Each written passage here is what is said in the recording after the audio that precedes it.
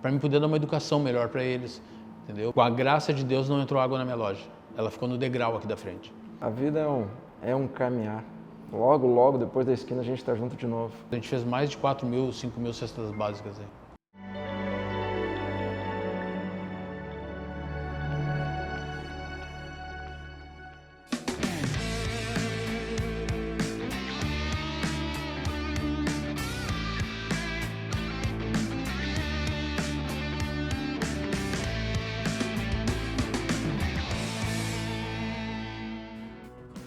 Olá, caminhantes. Sejam mais uma vez bem-vindos ao Pópolis, o programa do Canal B que quer conhecer pessoas, que quer conhecer histórias. No episódio de hoje nós vamos conhecer o Jonatas. O Jonatas, ele é cabeleireiro. A barbearia dele fica aqui na Zona Sul, muito próximo ao Beira-Rio. Ele tem um apelido que é o Ligeirinho. O Jonatas é aquelas tantas pessoas e quando a gente conhece ele parece que nasceu em Porto Alegre, mas ele é paranaense. Ele veio para o estado ainda novo, o pai dele era atleta de futebol profissional e ele veio para Porto Alegre. Vamos lá, vem comigo. Aqui é a barbearia do Ligeirinho, segundo lar ou primeiro lugar. Sempre há uma situação de quem gosta de trabalhar, onde que é o primeiro lar? É casa ou é o trabalho? Vamos ver se o Ligeirinho está aí para nos atender. Olha quem veio. Esse é o famoso Ligeirinho. Como é que tá, Eduardo? Tudo bom? Coisa boa vir aqui. Sejam todos bem-vindos aí à nossa barbearia. Fica à vontade.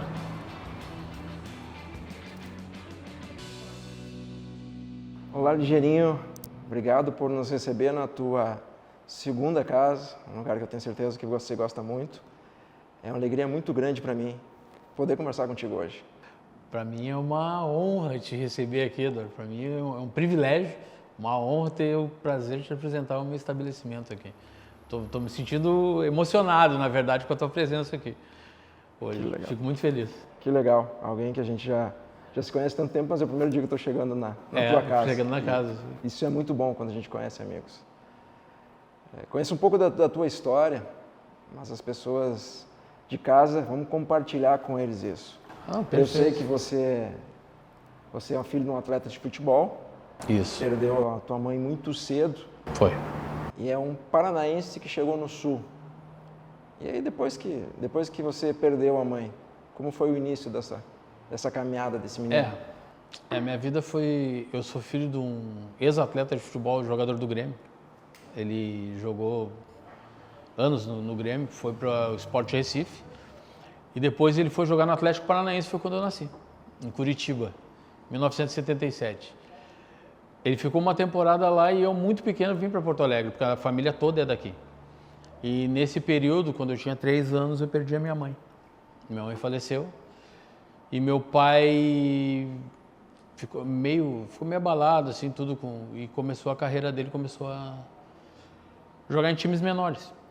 E ele acabou tendo uma oportunidade de jogar em Santa Catarina, no Inter de Lages. E eu fiquei com a minha avó e as irmãs dele, que foram elas que me criaram, depois que a gente perdeu a nossa mãe, porque eu tinha uma irmã também. Eu ainda fiquei 3 anos com a minha mãe e a minha irmã 1 ano. Foi menos de 1 ano, né? Menos de 1 ano após o nascimento da minha irmã, minha mãe faleceu. Essa tua história ela é muito parecida com a de alguns brasileiros que passam esse tipo de situação. E como é para uma criança se criar longe do pai e da mãe? E que momento mais saboroso você lembra desse?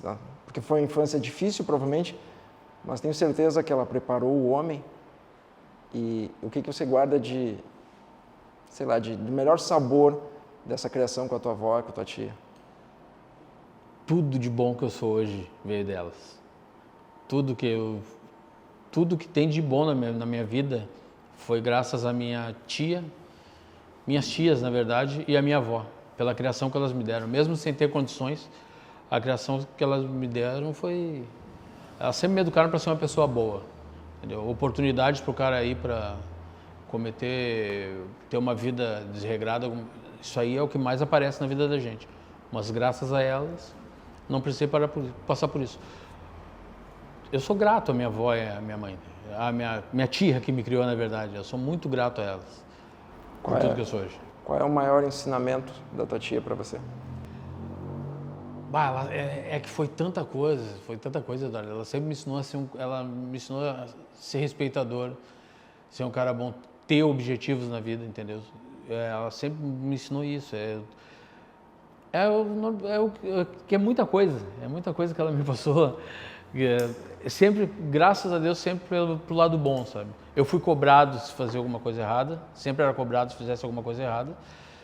E o que fosse de bom, São coisas assim que eu acredito na vida, porque normalmente quando você tem uma infância muito fácil, ela não te prepara para a vida adulta. Não. Porque você acha que tudo chama a empregada para te trazer na mão, pede tal coisa, papai e mamãe te dão.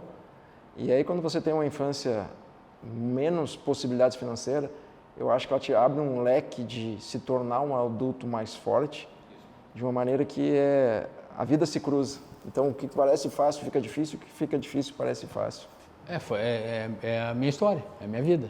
Porque eu fui criado por uma família que tinha um poder aquisitivo muito baixo. Mesmo meu pai sendo atleta, morando em Santa Catarina, a nossa família não tinha condições.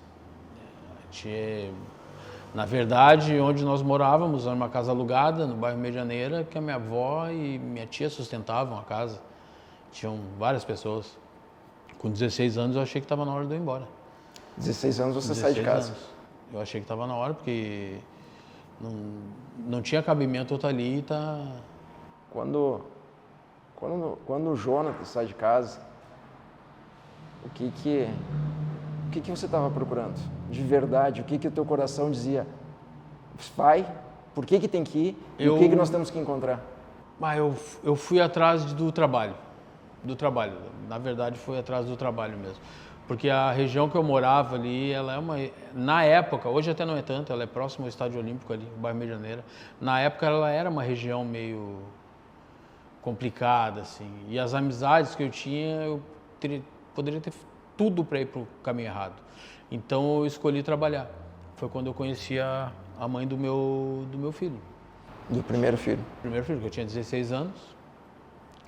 E arrumei meu primeiro emprego como office boy. E dali eu botei na cabeça, eu tenho que trabalhar. Com que idade você se torna pai? Com os 16 anos. Porque eu ainda tive uma oportunidade de jogar futebol, eu joguei até os 16 eu joguei bola no Grêmio.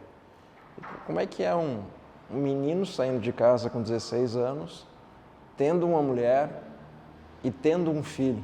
Não, nós não tínhamos filho ainda. Não tínhamos filho. Que idade ainda. nasce filho? Ele está com 23 agora, Wesley. 23. Nasceu, você tinha quantos anos então? Ele nasceu em 2001. Isso aí foi em 94, eu acho, mais ou menos, que eu saí. Nessa situação ainda, eu sempre fui, pelos ensinamentos da minha mãe, eu sempre fui muito consciente. Eu cuidar, não vai fazer filho, não tem condições de criar um filho, porque eu sempre pensei, tudo que eu passei eu não quero que meu filho passe, né? Então, foi muito bem planejado para mim não ter um filho cedo. Você tem 2 filhos? Tenho 2. Como é que são os nomes deles? É Eduardo, seu xará, o Eduardo, e o Wesley. E alguém que foi criado longe do pai e da mãe, como é que é poder ter os teus filhos perto, pegar eles no colo, ver o nascimento deles, ver o crescimento deles? Como é que é isso para ti? Eu, na verdade, a maior falta que eu tive na minha vida foi chamar alguém de mãe. A minha tia que me criou, a minha irmã chamava ela de mãe, chamou ela a vida toda de mãe. Eu nunca chamei ela de mãe, eu sempre falei, ela é minha mãe, falo para todo mundo minha mãe, mas eu nunca chamei de mãe. Sabe aquele, ô mãe, isso aí é algo que faz muita falta na vida da gente, para quem não teve mãe. Isso eu sempre levei comigo, sempre falei para todo mundo. Foi a única falta que eu tive. O meu pai, ele era distante, pois morava longe, mas com a educação, ele era vivo, e com a educação que eu tive da minha tia e da minha avó, era tranquilo. Entendeu? Elas sempre falaram dele, nós conversávamos por telefone, muitas vezes, não era essa facilidade que é hoje. E eu não tinha muita preocupação, mas a maior dor foi eu nunca ter chamado ninguém de mãe. Então, pelo fato de eu ter meu pai longe, eu tentei ser um pai presente quando eu tive meus filhos. Eu tenho meu filho Wesley, que é do meu primeiro casamento, e o Eduardo, na verdade, ele é meu enteado, o Eduardo. É meu filho, né? Quando eu conheci a mãe dele, que é minha atual esposa até hoje, depois eu conto um pouquinho que foi graças a ela que eu sou quem eu sou hoje também, na parte de empresário e homem, né? Que ela me ajudou muito. Então, a educação que eu consegui dar ser para os dois o pai que eu não tive. Eu tenho, hoje, um está fazendo faculdade de Direito, o outro trabalha comigo.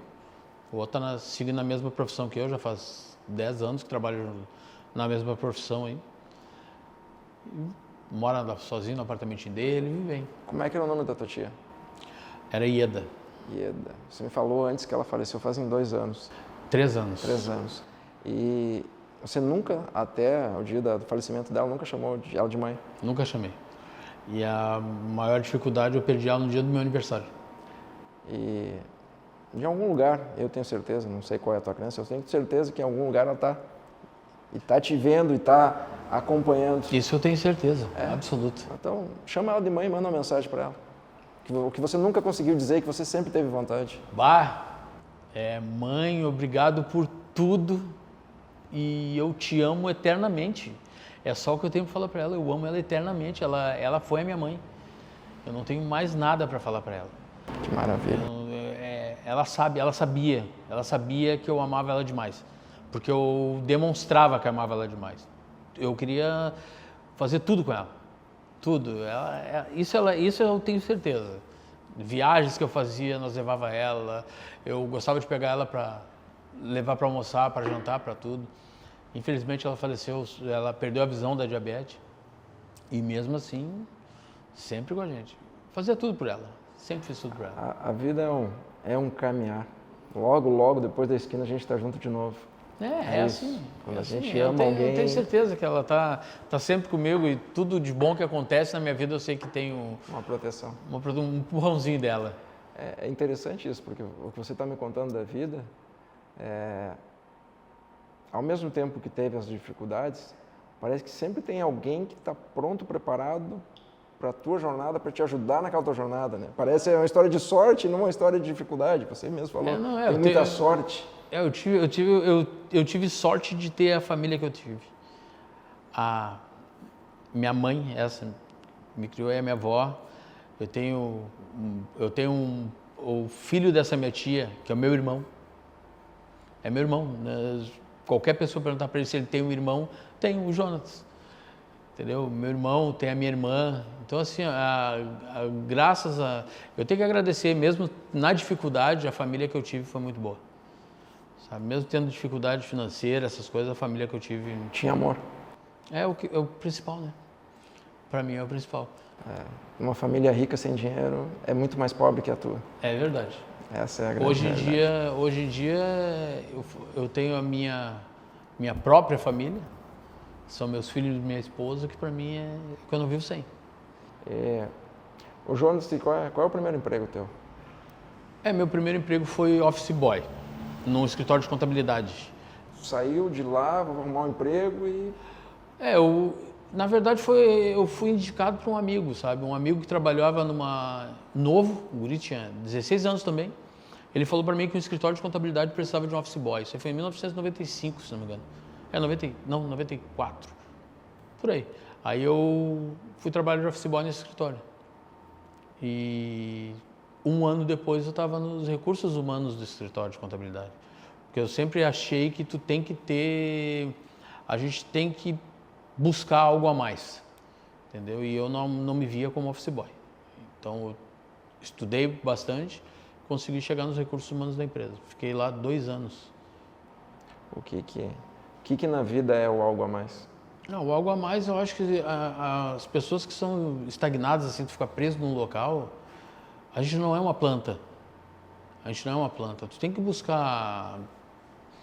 Eu pensava mais realmente no financeiro, entendeu? Eu acho assim, a minha família passou muita dificuldade, eu tenho que ter algo, buscar algo a mais financeiramente para dar uma estrutura para meus filhos, para eles não passarem o que eu passei. Mas não dar de bandeja, isso eu sempre aprendi. que eles não precisem fazer nada, entendeu?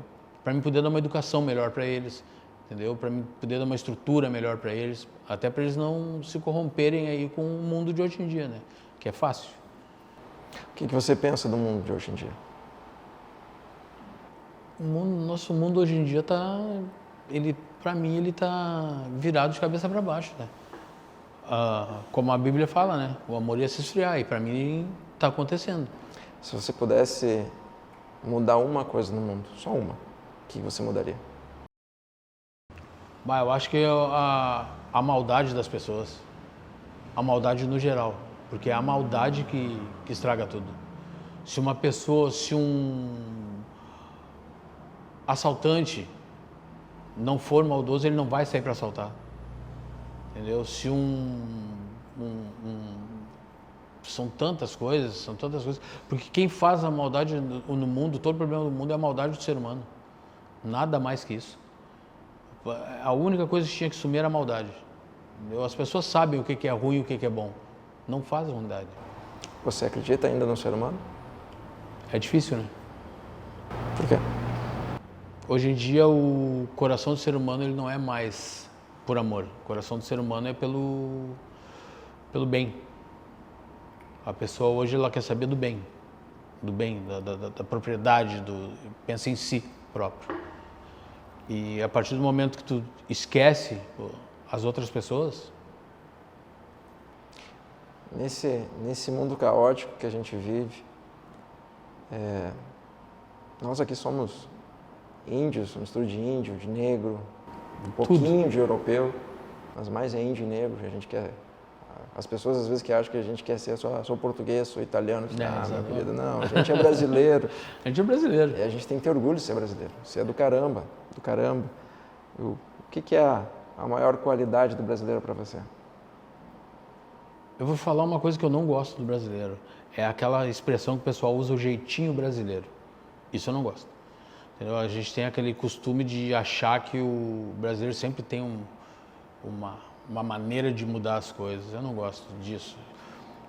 A qualidade do povo brasileiro, hoje em dia está difícil a gente ver assim uma qualidade para o nosso povo. Infelizmente... Se nós pensarmos que esse jeitinho brasileiro talvez seja uma grande qualidade nossa, pelo que você me contou da tua história, várias vezes tu deu um jeitinho. Um jeitinho do bem. Várias vezes eu dei o jeitinho do bem e às vezes tu vai para um outro país e você vê alguém resolvendo uma coisa que parece impossível, é brasileiro. Que o brasileiro diz assim, cara, eu me criei no meio do nada, não tinha chance de nada, eu tive que me virar. Uhum. E aí esse jeitinho que a gente acha que é ruim, eu sempre digo que o jeitinho é uma qualidade nossa. Tu dá pro brasileiro uma colher, cara, e quando vê ele faz um império. Ele encontra uma maneira disso que... O jeitinho do bem, então. O jeitinho do bem. Esse jeitinho do bem, eu acho. Mas infelizmente hoje os brasileiros eles usam muito para benefício próprio, né? Muitos aí estão usando para benefício próprio e sem pensar nas outras pessoas. A gente tem que pensar nas outras pessoas. A gente teve um caso agora aí no Rio Grande do Sul, das enchentes aí. Quantas pessoas usaram muitos cresceram financeiramente se aproveitando da tragédia. Entendeu? Como é que foi para você as enchentes? Em termos de negócios, em termos de ser humano, de homem? Isso aí. As enchentes, para mim, com a graça de Deus, não entrou água na minha loja. Ela ficou no degrau aqui da frente. E então eu não pude trabalhar.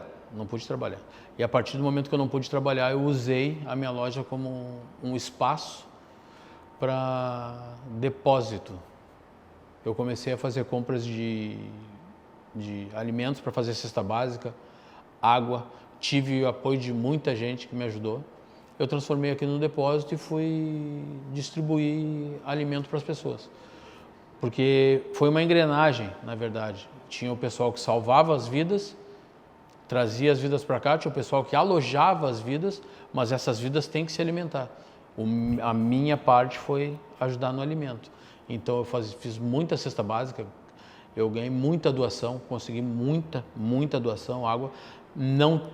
O trabalho foi encerrado, a barbearia não funcionou. O que funcionou foram as entregas de cesta básica que eu estava fazendo aqui. Foram muitas famílias mesmo. Muitas, não foram poucas. A gente fez mais de 4.000, 5.000 cestas básicas aí. Foi um momento bastante forte, onde foi posto à prova o gaúcho. Mas você que esteve tão perto disso, que viveu intensamente esse momento, o que você tem de experiência boa que a enchente trouxe para você e que você viu assim, pô, isso aqui me trouxe um aprendizado? Foi essa parte das pessoas que entraram, que se entregaram, que se doaram para ajudar os outros, entendeu? Tu tinha me perguntado se o povo brasileiro tem esperança. Nessa situação apareceram algumas pessoas, eu fui até meio errado em falar que não, mas nessa situação apareceram pessoas que entregaram, mudaram a sua rotina, entregaram a sua vida para pessoas que não precisavam estar onde estavam para ajudar os outros. Isso foi maravilhoso a gente ver assim, infelizmente numa tragédia, né? Mas foi maravilhoso de ver as pessoas se ajudando. Tem alguma história específica que te emocionou nesse momento? Teve. A pior parte para mim foi quando a minha primeira saída de Porto Alegre, pós-enchente. Quando eles fizeram aquele caminho ali na rodoviária, ali, que derrubaram o viaduto ali. E eu fui a Eldorado. Quando a gente chegou em Eldorado, eu estava levando muita água e alimentos lá. E na chegada eu comecei a ver aquela multidão assim na beira da estrada. Era muita gente. E nós passávamos por locais assim que tu enxergava as casa rachada no meio. Eu nunca tinha visto isso.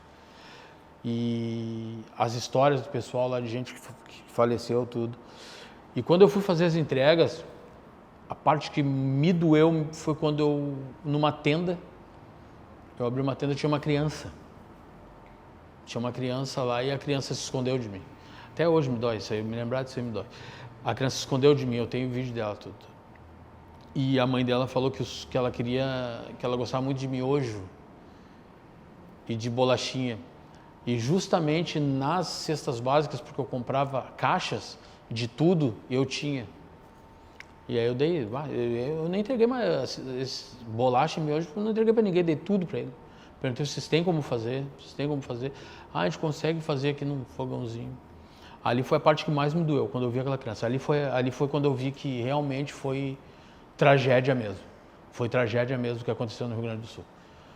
Porque eu não tinha noção do que tinha acontecido. Do tamanho? Do tamanho, das proporções. A gente via nas imagens de televisão, né? Mas a televisão, infelizmente, estava apresentando algo um pouco diferente, né? Aquela parte que eles usam para política. Então a gente não pode mostrar tanta tragédia. E quando eu vi pessoalmente, mas foi horrível. Quando você deu esses miojos, essas bolachas para essa criança, você deu para ela comida. E o que ela te devolveu? O sorriso daquela... Eu falando contigo, eu tenho a imagem da criança na minha cabeça até hoje. Nunca mais eu vou esquecer dela. Eu não tenho como esquecer. Que foi o primeiro choque que eu tomei, assim, da realidade de uma criança passando.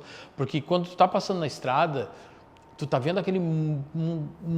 eram muitas pessoas, milhares de pessoas na beira da estrada. E em tenda, dentro de carro, sabe? Tu vê tudo aquilo ali. Mas eu não tinha visto uma criança.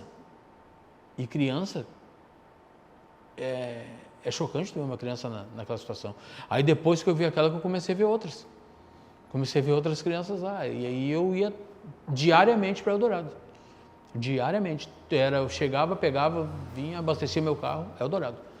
Lá entregar comida, brinquedo. Eu fui fazer... Ali tu te viu também um pouco como criança? Esperando que alguém te cuidasse, alguém que fizesse para você, e naquele momento era você a pessoa que era responsável por a pessoa ter ou não ter comido? Pode ter sido isso. Pode ter sido isso. Porque, na verdade, voltando na minha infância, minha avó batalhou muito para a gente não passar necessidade lá, tudo. Era difícil, muito difícil. Mas você passou necessidade? Passamos. Aí eu, com 16 anos, foi esse caso que eu saí de casa. Tive uns trabalhos no período tudo. E depois que quando eu me separei do meu primeiro relacionamento, que eu fui... Aí que eu deixei tudo lá, normal, né? Como a gente faz, deixei tudo. Que eu iniciei na barbearia. Como acontece do office boy virar o ligeirinho? O que existe nesse meio tempo e como é que surge É uma empresário? é uma longa história. Vou resumir o máximo aqui. Eu de office boy eu consegui nessa empresa passar para os recursos humanos. Aí saí dessa empresa, porque era novo, era guri novo, achava, ganha um pouquinho a mais, tu já pensa que pode gastar e tal. Aí fui trabalhar trabalhei na Termolar, trabalhei na Termolar, fui buscar no final do ano, precisava de um dinheiro, fui trabalhar na Termolar ali, fiquei aqueles temporários, né? E depois eu fui trabalhar numa pizzaria, aprendi a fazer pizza. E uma tia minha abriu uma pizzaria e eu fui trabalhar com ela. E um dia, essa mãe do meu filho me ligou, sai daí que eu arrumei um serviço para ti. Eu fui trabalhar na Rede Bela Aguda. Fui trabalhar de digitador. Mas ali eu já estava com outra cabeça, já estava vendo, eu estou ficando mais velho, eu acho que está na hora de começar a se planejar. Que idade tu tinha? Eu acho que estava com 20 anos na época. 20 anos. Aí está na hora de se planejar. Aí foi quando eu comecei a cuidar da administração da Bela Aguda. Eu era digitador. Comecei como digitador. De digitador, eu comecei a descobrir algumas falhas que tinham na Bela Aguda. Consegui organizar a loja, consegui dar uma organizada na loja. E dessa organização aí, acabaram aparecendo situações meio de desvio dos responsáveis pelas lojas. Eu consegui descobrir isso aí e apresentei para os meus chefes. Mostrei para eles a realidade da loja, o que estava acontecendo. E dali eu consegui me tornar o administrador geral Em quanto tempo isso? Da Bela Aguda. Em 1 ano e meio no máximo. Tirando o fato em si, que você contou o que foi, de verdade, se você analisar, o que faz um menino em 1 ano e meio virar o diretor-geral? O que era diferente que ele viu em você? É que eu sempre busquei o a mais. Como eu falei para ti, desde o meu primeiro emprego, eu sempre busquei o a mais. Eu não consigo ficar eu ter, um exemplo, uma renda e achar que aquilo ali tá bom para mim. Desde novo, eu sempre pensei que eu tinha que... Se eu entrar numa empresa e eu sei que um cargo ele está pagando... Eu vou ter mais visibilidade, é uma oportunidade de crescimento, eu vou me preparar para ocupar aquele cargo. A minha vida, eu sempre pensei assim. Eu acho que eu tenho condições de chegar nessa função. Minha vida foi, desde o início foi assim, todos os empregos que eu passei, eu sempre cresci nos empregos. E na Bela Aguda foi a minha maior oportunidade. Gestão de administração, de administrar uma empresa, não era minha. E aí foi quando eu achei que estava na minha hora de montar meu próprio negócio. Eu vi uma frase domingo do Roger. O Roger é alguém que eu tenho admirado bastante. Mas essa frase me chamou muita atenção, onde ele disse que ele tinha que provar muito por ser negro. Isso é verdade. Provar muito. E aí ele disse, eu estudo mais, eu entrego mais, porque eu não é que eu tenho que ser um pouco melhor que os outros. Eu tenho que ser muito melhor que os outros e eu vou ser muito melhor que os outros. É verdade? Como é isso? Não, mas é verdade, porque no escritório que onde eu trabalhava, na Rede Bela Aguda, eu não tive problemas. Não tive problemas mesmo.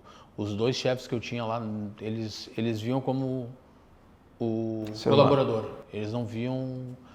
Cor de pele. Cor de pele. Não, eles não. Lá na empresa Bela Aguda. As oportunidades vieram pelo esforço do meu trabalho. Mas eu tive situações que foram difíceis. Depois que eu saí da Bela Aguda, que eu achei que eu tinha condições de montar um próprio negócio, não deu certo. Aí eu perdi tudo, tive que recomeçar a minha vida. Fui trabalhar numa distribuidora de livros. Nessa distribuidora de livros, eu fui bem... Era bem... Como é que eu posso te falar? O pessoal era gente boa comigo lá. Mas tinha um pessoal que não era da distribuidora, mas eram parentes do pessoal da distribuidora. Que daí eram preconceituosos mesmo. Tinham muito preconceito. Sentiu na pele isso? Senti com eles. Não com o pessoal da distribuidora, mas com parentes que iam lá. Como é que é isso? É complicado porque eu sempre levei entra aqui, sai aqui. Minha vida nessa situação foi assim, entra aqui, sai aqui. Eu tenho que fazer a minha. Eu vou ficar mais eu forte tenho que com mostrar isso. que eu sou melhor. Sabe? Então assim, ó, eu sempre mostrava que eu era melhor que ele. Essa que foi a atitude que eu tive. Aí quando eu saí dessa livraria, depois que eu virei vendedor, eu consegui chegar a vendedor e eu vendia no interior. Então o interior do Rio Grande do Sul ele é visto como um local de racismo. Mas eu vou ser bem franco, eu sofri uma vez racismo no interior do estado. Porque eu sempre achei que tudo é a maneira como tu chega no ambiente. A pessoa pode não gostar da cor da tua pele, mas tu vai apresentar para ela a pessoa que tu é, a tua maneira de chegar, a tua educação, que isso aí é pior do que um tapa na cara. E era isso que eu fazia. Eu apresentava o meu trabalho, mostrava para eles a qualidade que eu tinha e sempre passei bem. Passei tranquilo pelo interior. Uma situação só que eu tive no interior do Rio Grande do Sul, que foi numa livraria grande, que foi em Estância Velha, aqui pertinho, Estância Velha. Que o dono da livraria, quando soube que eu estava ali, ele, tem um vendedor de livro aqui e tal. Preciso. Quando ele me olhou, eu não quero nada. Eu não quero nada. Eu vi assim, não, o pessoal falou que o senhor precisava, né? Daí eu vi que sua livraria nós temos vários lançamentos que a sua loja não tem. Não, mas eu não quero nada, não preciso de nada, pode ir embora. Uma livraria grande, na frente de todos os funcionários. Aí uma funcionária me falou, ele tem um problema, ele é meio racista, assim, ele tem um problema preconceituoso. Eu, não tem problema. Não quero, não posso fazer nada, ele não quer comprar. Foi a única vez que eu sofri assim no interior do estado. Isso tem que ser muito falado de nós brasileiros, por isso que me incomoda quando o brasileiro que ele quer achar que é europeu. Eu não sei se tu já teve essa experiência, mas eu tive uma experiência de sentar com bilionários. É um troço bem maluco, tá? O milionário é uma coisa esquisita, o bilionário é um troço muito esquisito. E nós estava lá conversando, ele mostrando alguns negócios. E eu sou branco, bem branco, e várias vezes fui chamado, aqui se chama muito no estado, alemão. Eu não tenho nada de alemão, nada de alemão. Minha avó era índia, meu avô roubou minha avó de índia. E eu gosto muito de dizer que a gente é índio e negro, índio e negro. Mas eu estou lá com um bilionário, um cara que na época podia abrir 200 portas para mim. Ele está aqui, papapá, de ascendência europeia, não sei o quê. E você? De que país você é? Tem jeito de ser alemão. Eu disse, não, eu sou índio. Como assim índio? Índio. Só estou branco, cara, mas na verdade eu sou índio. Minha avó era índia, foi roubada. Aí tem uma mistura de um pouquinho de tudo, mas no fundo eu sou brasileiro. E esse não respeito nosso com nós mesmos, de não ter orgulho de ser brasileiro, de não olhar para a Amazônia e dizer assim, a gente é o único povo que realmente cuida da natureza. Isso me incomoda. Isso quando a gente quer ser americano, ou a gente quer ser europeu, ou a gente quer ser árabe, e a gente não tem orgulho de ser índio. Isso é uma mistura, e é uma mistura bonita. Mas isso me incomoda bastante, esse não orgulho de ser brasileiro, de ter essa... Faz falta, porque eu penso no seguinte, infelizmente por poucas pessoas que estão aí hoje em dia no poder, a população brasileira está se afastando, que não deveria ser. Entendeu? Hoje em dia a gente tem, eles chamam a xenofobia, porque tu é nordestino, porque tu é não sei o quê, porque tu é isso, tu é aquilo. Todo mundo é brasileiro. Todo mundo mora aqui no país. Eu tenho um amigo, até que eu brincava com ele falava, minha mulher, ela é italiana e tal, não sei o quê. Como italiana se ela nasceu na Santa Casa, cara? Ela não é italiana, nasceu em Porto Alegre, ela é gaúcha. Mas descendência, não, descendência é uma coisa, ela nasceu na Santa Casa de Porto Alegre, cara. A gente tem que dar valor para nós. Só que o nosso povo tem isso, eu acho o nosso povo meio submisso, sabe? Eles aceitam muito fácil muitas coisas, entendeu? A gente tem que se valorizar mais. Que é de fora é mais bonito. Sempre. Hoje em dia tu vai uma das coisas que tem hoje, a gente vai num shopping center, entendeu? A nossa vida é ir num shopping center. Eu vou numa lan house, eu vou no... Não, para aí, cara. Barbershop. Barbershop, né? Não, pô, é barbearia que a gente vive. A gente tem que dar valor pro nosso português, entendeu? A gente tem que dar valor para nós. Tu pega ali, tu olha hoje em dia em Porto Alegre e tu vê 150 caras com tênis da Nike, mas ninguém usa um Olímpicos, que é nosso. E é um baita de um tênis, a gente não dá valor que é nosso.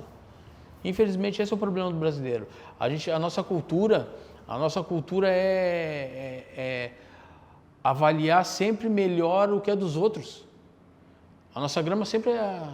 A do vizinho é mais verde. A do vizinho sempre é verde, a nossa nunca presta.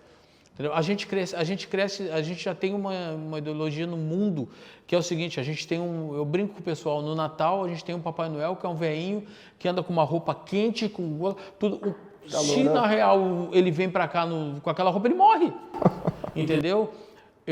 Os desenhos que na minha infância, tinha o desenho do Pica-Pau, eu nunca me esqueço de uma cena que ele sempre falava, nós vamos pro sul no inverno, porque lá para aquela região norte, principalmente nos Estados Unidos, ali, que é onde eles fazem, tu vai pro sul no inverno realmente, né? O sul deles é quente, mas o nosso sul no inverno ele é horrível de frio. A gente tem que ensinar as crianças que o norte é quente e que o sul é frio.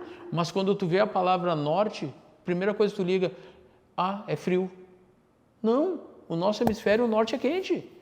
A gente tem que ensinar as crianças brasileiras desde pequeno, norte é quente e sul é frio. É isso que a gente tem que ensinar, a gente não tem que ir pela cultura americana, cultura europeia, não. Nós somos brasileiros, cara, mas infelizmente a mídia ensina isso desde pequeno. Você gosta de música? Cantor brasileiro ou banda brasileira? Eu era muito fã do Legião Urbana. Legião Urbana. Sempre fui fã do Renato Russo. É que, na verdade, música, para mim, eu gosto de tudo que é tipo de música. Eu gosto muito da melodia, sabe? O som que entra no ouvido da gente. Porque a música hoje em dia, sinceramente, não dá para ouvir, né? Não dá para ouvir. Então, eu gosto de música italiana, eu adoro música italiana, aprendi na Bela Gula. Seu Edelweiss, que era meu chefe lá, ele foi diretor superintendente de uma empresa grande que tinha aqui no Rio Grande do Sul, que era a Coenza, e os proprietários da empresa eram italianos, então ele tinha que ir para lá. E ele me ensinou a gostar de Andrea Bocelli e Pipino di Capri. Que maravilha. Que ele falou para mim, eu vou te mostrar umas músicas. E ele me deu 2 CDs, e eu ouvi esses CDs direto. E eu comecei a gostar, tanto que o nome de uma das filhas dele é Roberta, porque tem uma música do Pepino de Capri que é Roberta. E eu comecei a gostar da música italiana. E comecei a ver que realmente é bonita a música italiana. É bem bonita. Andrea Bocelli, eu sou apaixonado até hoje. Eu também sou. Até hoje. Também sou. Uma banda que eu... Se você gosta de Andrea Bocelli, você é um cara romântico. Tô errado, tô certo? Não sou, mas sou meio... né? Escorpiano, né? Escorpiano, é aquele romantismo meio... Tem que ser sério na hora certa, tem que saber levar. Como é que foi que você conheceu a tua atual esposa? A minha esposa foi o seguinte, depois que eu saí da livraria, porque naquela época de livros tinha muito esse negócio de cheque, essas coisas, o pessoal pagava muito cheque, eu me incomodava muito, eu era estressado. Eu comprei uma máquina de cortar cabelo e comecei a cortar cabelo em casa. Eu cortava meu cabelo em casa. E daí começou a vir uma gurizadinha. Lá onde eu morava, tu corta meu cabelo, eu, vou cortar. Comecei a cortar o cabelo dos guris e brincava com eles. Mas a cabeça é torta, não sei o quê. E aquilo ali parecia que me tirou o estresse. Parece que foi algo assim que me tirou o estresse na hora. Porque eu me incomodava na venda de livros, mas eu, cortando o cabelo daquelas crianças, eu me sentia bem. Se divertia. Montei uma pecinha para cortar cabelo. E daí, depois dali foi quando eu me separei e tudo, daí eu, não vou mentir, quando eu me separei eu achei liberdade, aquele papo de todo jovem, liberdade. Vou começar a sair, fazer festa e tudo. E aí a vida da gente começa a andar para baixo, né? E eu tinha um carro. Aí eu comecei a... Foi uma das piores fases da minha vida que eu comecei a dormir no carro. Eu dormia dentro do meu carro. Dentro do meu carro. Vivia na noite, vivia em festa, bebia, tudo que não prestava. Aí comecei a trabalhar num salão de cabeleireiro de um cara lá, porque na época saiu uma moda de fazer uns contornos com a navalha. E eu sabia fazer. Eu comecei a trabalhar nesse salão. E esse salão foi outro caso que nós voltamos lá no papo do racismo. Ele tinha um primo, o dono do salão, que era um cara velho, gordão, que gostava de ir lá e fazer piada de negro, todos os dias. Todos os dias, era todos os dias. E como eu saí de casa aos 16 anos, eu nunca falei, eu vou voltar para minha casa. Não tinha essa opção? Não, eu não queria voltar. Eu dormia no carro e depois eu comecei a dormir no salão. Nesse salão do cara. Eu me acordava de manhã, arrumava o salão, tudo, para nós trabalhar. E um dia eu fui sair e conheci a minha atual esposa. Conheci ela numa festa. Daí, lá na festa a gente se conheceu, tudo, a gente marcou depois de se ver. E nessas aí de marcar de se ver, eu morava no salão, eu dormia no salão. Era no salão que eu ficava. E ela pegou um dia, eu fui na casa dela, ela me pegou pela mão. Eu não vou me esquecer disso aí. Isso aí eu nem falo pra ela. Ela tá aqui, ela vai ver a primeira vez. Ela me pegou pela mão, a gente foi caminhando lá onde ela morava, ela me levou pra dentro de casa. Pra dentro da casa dela. Bem assim. Eu não tinha nem onde morar. Não tinha nem onde morar. Mas eu sempre fui de trabalhar. Não tinha nem onde morar. E ela viu o potencial. E o pai dela gostou de mim, o pai dela. E daí teve um caso que faleceu a avó dela, tiveram todo mundo viajar e o pai dela pediu pra mim ficar lá. E esse ficar lá, eu fiquei, fui ficando. Ficamos um tempo lá. Até que depois eu estava com o salão trabalhando para esse cara, me apareceu uma oportunidade de comprar um brick de móveis. Sem dinheiro. Mas é aquele caso que eu falo. Coragem. Eu falo com meus filhos. Se tu tem a oportunidade, a gente não deve perder a oportunidade. Eu comprei um brick sem dinheiro. O cara, tu tem que me pagar tal dia. Bom, até lá dá um jeito. Eu sei administrar. É tudo meu aqui? É. Então, se uma cadeira custa 10, eu posso vender lá por 5 para fazer o dinheiro. É tudo lucro. Aí foi o que eu fiz. Eu baixei os preços de todos os móveis, botava na rua, comecei a vender. E esse brick lá, eu fui indo bem, e botei um salãozinho lá dentro e continuei cortando cabelo lá dentro. Porque daí eu já estava cortando o cabelo, foi quando eu virei o barbeiro dos jogadores do Grêmio. Eu fui barbeiro do Grêmio por 10 anos. Como é que tu chega lá? Como é que vira? De um brick com um salãozinho a ser cabeleireiro do Grêmio? É que assim, eu sempre pensei no bem-estar. Como foi a oportunidade, o brick, eu trabalhava no salão desse cara, tá? E ali que os jogadores começaram a ir. Porque era bem na frente de uma parada de ônibus, próximo ao Estádio Olímpico. Então os caras paravam, olhavam, eu cortava o cabelo. Aí um dia chegou, eu olhei na porta assim, né? Eu estava sentado no sofá, eu olho para a porta, era o centroavante, o Christian, que jogou no Inter e no Grêmio, parado assim, em pé. E eu tomei um susto, né? Primeira vez que eu vejo um jogador famoso assim. Aí eu queria saber quem é um negãozinho que corta cabelo, quem é um ligeirinho. Negãozinho que corta cabelo aqui deu. Ligeirinho? Eu, olha, não conheço nenhum ligeirinho. O único negãozinho que corta cabelo que nós vamos sou eu. Ele, então é tu. Deu. Ligeirinho? Não, meu nome é Jonatas. Foi o Christian que deu o apelido, então? Não, foi um outro cara. Foi um outro jogador. Aí mas não sou ligeirinho, mas eu cortei o cabelo dele. Depois eu fiquei sabendo, porque como eles iam ali no salão direto, alguns guris da categoria de base, eu cortava muito rápido o cabelo deles. Eu cortava o cabelo deles rápido e não era muito de conversa, cortava e tal. E tinha um cara que não sabia meu nome. Ele, aquele cara é ligeirinho. Vai lá no ligeirinho. Todo mundo me chamando de ligeirinho, foi onde pegou. Daí foi o Gabriel o nome dele, é um jogador, ele mora na Bahia. Ele que me apelidou de ligeirinho. E aí pegou, entrou no Grêmio como ligeirinho. Marca registrada. Foi. Aí foi bom, foi top, foi assim que começou. Daí ele veio essa oportunidade de brick. Aí quando veio o brick eu já estava na casa da minha esposa já. Aí foi o brick, Aí depois do brick ali, a gente dividiu o prédio, que o prédio era grande. Eu coloquei... A gente tinha um estofador nos fundos do prédio. A gente alugou a parte de cima para um cara morar. Mas Deus é tão bom para mim, como eu falo, sabe? Deus sempre foi maravilhoso para mim em tudo que me aconteceu. Um dia chegou um cara nesse brick, falou para mim, posso olhar teu brick? Eu, não pode. Ele olhou tudo e ele falou para mim, cara, se tu fizer um preço para mim, eu compro tudo que tu tem aqui. Isso eu acho que nunca aconteceu com ninguém.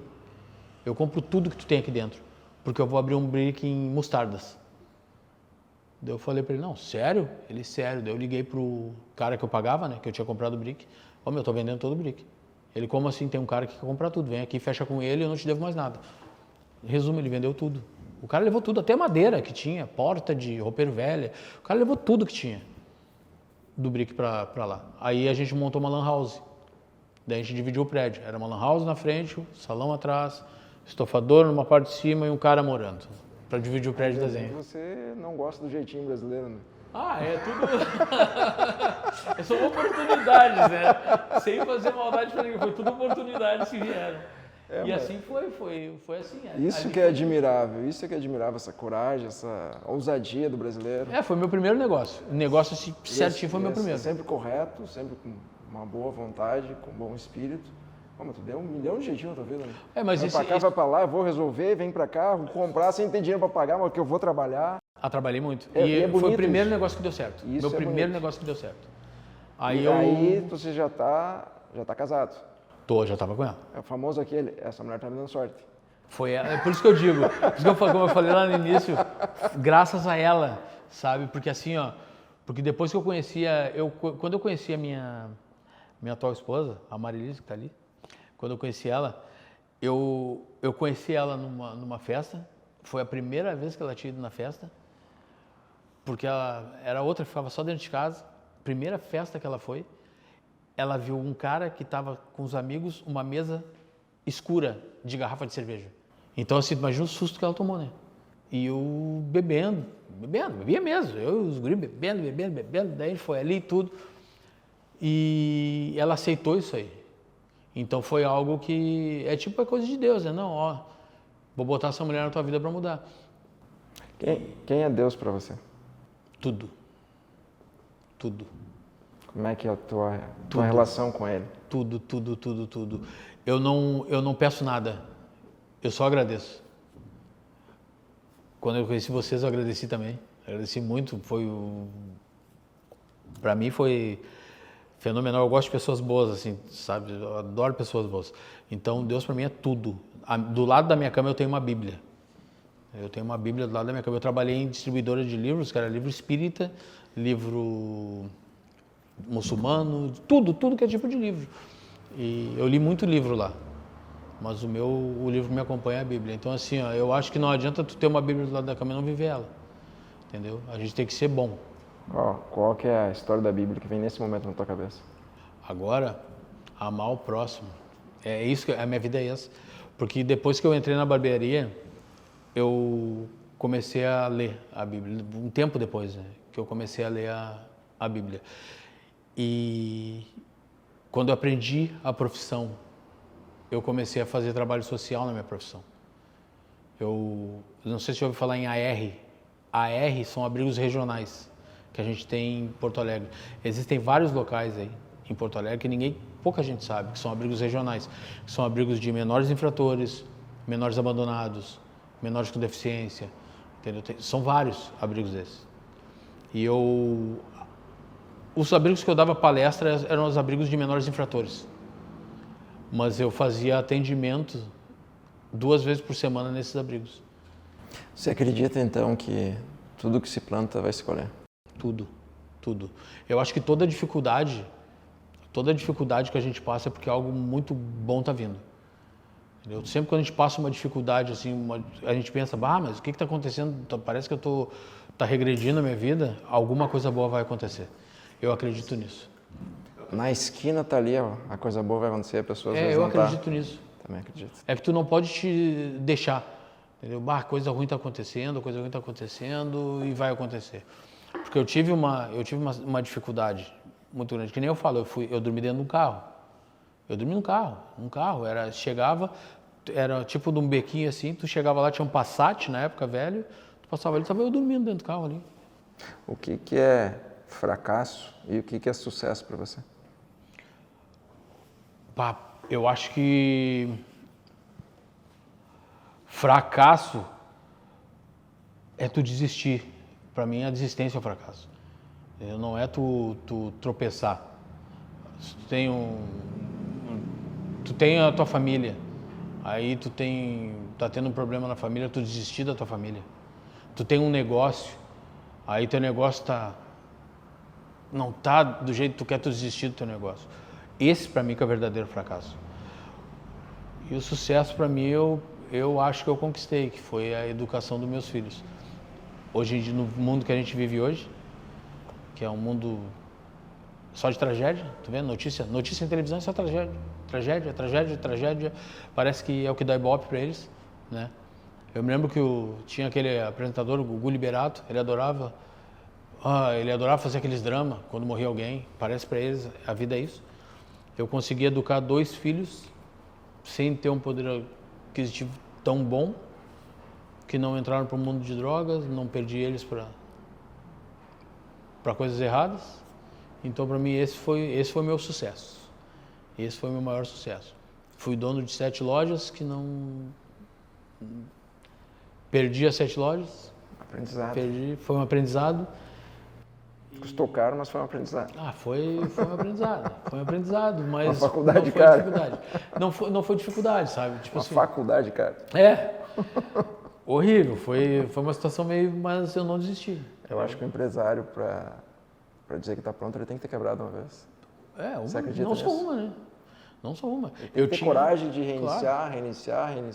Eu tive 7 barbearias, mas eu montei, eu acho que umas 10, 12. E eu tinha 7.